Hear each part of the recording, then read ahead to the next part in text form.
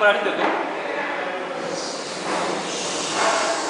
तर साधारणतः 6 ते 8 मिनिटं चालेल.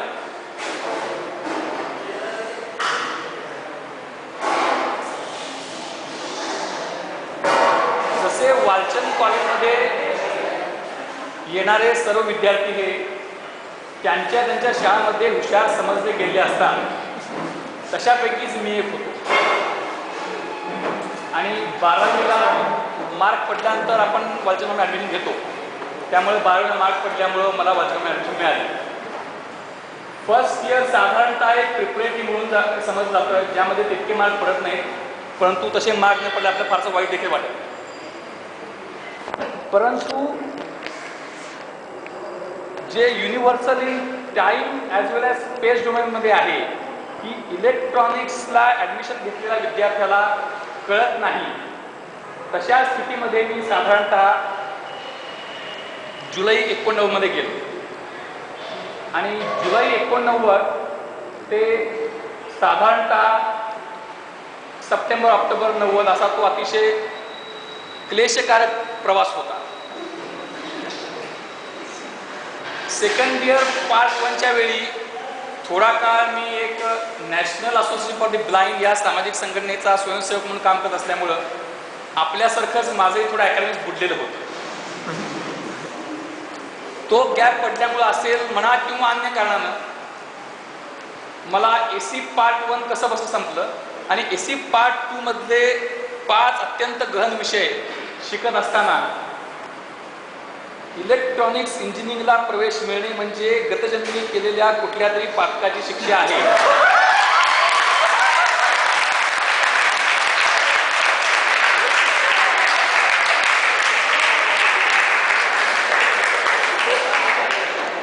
अशा मनस्थितीत मी गेलो.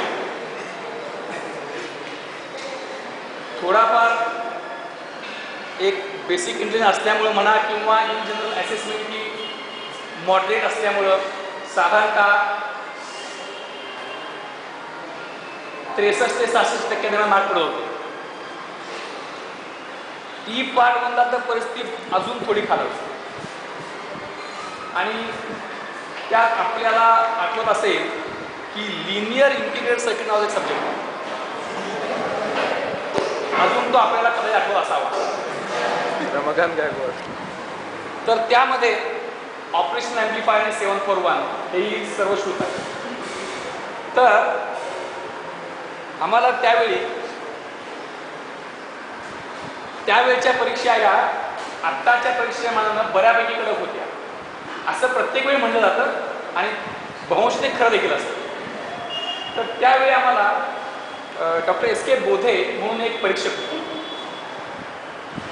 आणि त्यांच्याविषयी बऱ्यापैकी भीती मनामध्ये होती. जे मी कदाचित आपल्याशी नंतर बोललो असेल की आणि त्यावेळी इंटरनेटचा जमाना नव्हता, त्यामुळे जे काही पुस्तकात असेल ते बरोबर आहे ते गृहीत धरावं लागायचं.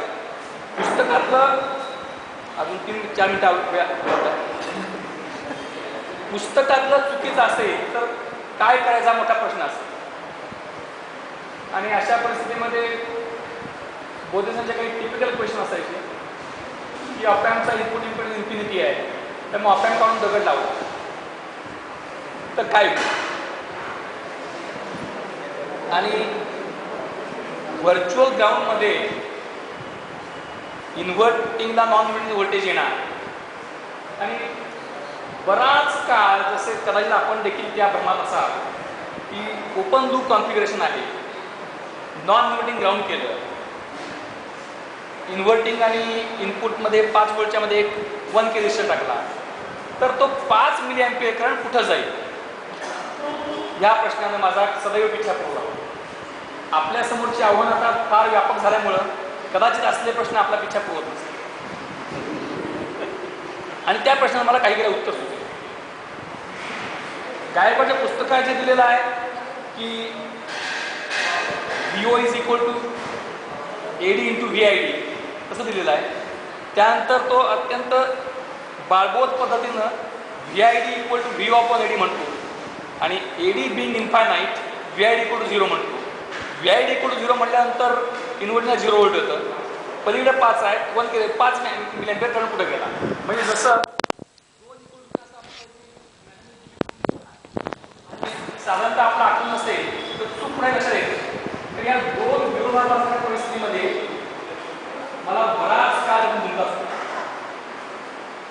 मग असंच एका आता आणि तसा गुंता सुटल्यामुळं आपण अत्यंत सामान्य झालो. सामान्य असताना अपराध जर असला तरी तो गौरव सुद्धा नाही, कारण आपण अत्यंत सामान्य झालो या न्यूनगंडांना आणि आपण वेळ नाही का आणि खूपच दूर करतात जेणेकरून एका त्याच्या बदलासाठी आपण वेगळं जाणं काही नाही. साधारणतः त्या बॅकग्राऊंडमध्ये येतो त्याचाही मला फरक पडतो. सामाजिक दृष्टी असल्यामुळे बाकीचे म्हणजे इतर छंद आणि अशा बराच काळ स्वतःची ओळख करू शकते. अशाच एका म्हणजे त्या काळाखाली बसल्यावर साक्षात्कारापूर्वीची गौतम बुद्धांची स्थिती आणि साक्षात्कारानंतरची गौतम बुद्धांची स्थिती यामध्ये जो जमीन आसमानाचा फरक फक्त आपण ऐकतो तो अनुभवू शकत नाही. कारण का एकतर आपण ऑलरेडी ॲडव्हान्स होऊ शकाल, त्यामुळे पूर्ण ॲडव्हान्स होणे शक्य नाही, किंवा ते जे ट्रान्झिशन आहे रिव्होल्युशनरी त्याचा आपला अनुभव नसेल. तर तो साक्षात्कार हा काय असतो? साक्षात्कार ही अनुभवायची चीज. मग त्या परिस्थितीमध्ये मी असाच साधारणतः टी पार्ट 1च्या शेवटी साधारणतः नोव्हेंबर महिना असेल, नोव्हेंबर 90. मी त्यावेळी मी डायरी लिहून ठेवली नाही, त्यामध्ये डायरी तुम्ही सांगू शकत नाही, पण नोव्हेंबर 90चा तो महिना असेल. मी विलिंग्डन कॉलेजचा जो मिर्झल नाला स्टॉप आहे त्या स्टॉपवर असाच विचार करत थांबलो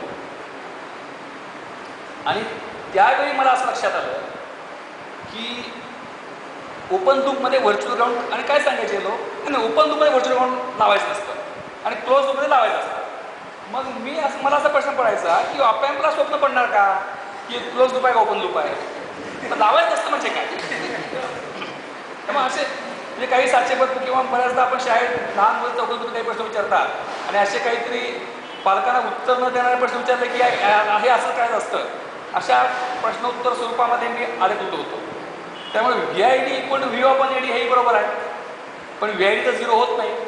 मग तो जो डेडलॉक आहे तो कसा सुटला, तर त्या क्षणी मला साक्षात्कार असा झाला की VO जे असतं ओपन लूपमध्ये जे VO असतं ते 15 व्होल्ट आहे, परंतु 15 व्होल्ट हे VO म्हणून आलेलं नाही, तर 15 व्होल्ट हा VCC मुळे ते कॅप झालेला आहे.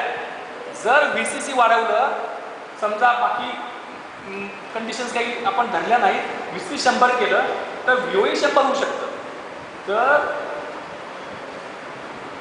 जे VO हे VCCवर अवलंबून नसेल तर ते फायनाईट, आणि जे VO which is capped by VCC cannot be termed to be finite, and a ratio of numerator upon denominator is 0 if denominator is infinite and numerator is finite. If both are infinities then the ratio can be also finite. त्यामुळं close लूपमध्ये VO हे uniquely determine होतं आणि त्यामुळे ते finite आहे, आणि त्यामुळे ते फायनाईट असल्यामुळं VO/VID हा 0 आहे. पण ओपन लूपमध्ये VO हे VCCनं कॅप झालेला आहे, ते कॅप झालेलं असल्यामुळं ते फायनाईट नाही, त्यामुळे ते इन्फायनाईटच आहे. मग इन्फायनाईट अपॉन इन्फायनाईट, त्यामुळं व्हर्च्युअल 0 कन्सेप्ट हा ओपन लूपमध्ये लावता येत नाही. कारण का VO फायनाईट असेल तरच VID इक्वल टू 0 होतं, अबाउट 0 होतं. हा मला म्हणजे माझ्या त्या आजही मी फार मोठा असा काही दावा करत नाही, परंतु मनुष्य हा वयानुरूप थोडीफार उत्तरोत्तर प्रगती करतो.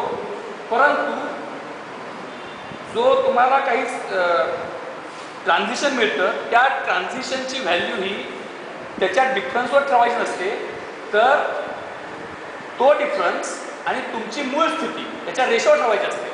तर माझ्या त्यावेळेच्या माइंडसेटला रमाकांत गायकवाडनं म्हणजे रमाकांत गायकवाड ते मुद्दाम म्हणले का काय म्हणले हा पुन्हा माझा विषय ठरू शकतो. त्या रमाकांत गायकवाडच्या पुस्तकामध्ये जे अव्यक्त आहे ते मी स्वतःला व्यक्त करू शकलो. हा माझा इलेक्ट्रॉनिक्स इंजिनिअरिंग क्षेत्रातला जेणेकरून तो मेजर डिसिप्लिन होता आपला आणि त्याच डिसिप्लिन आपला काही करत नसेल तर बाकी ठिकाणचा पोकर करून उपयोग नाही. तर आपण एक वर्थ इलेक्ट्रॉनिक्स इंजिनिअरिंग स्टुडंट आहोत ही अनुभूती मला साधारणतः 90 महिन्यामध्ये त्या विलियम कॉलेजच्या मिरज स्टॉपवर आली आणि त्यानंतर मी बऱ्यापैकी बदललो. तर माझ्या मते आपला अनुभव हा पूर्णपणे वेळ व्यक्त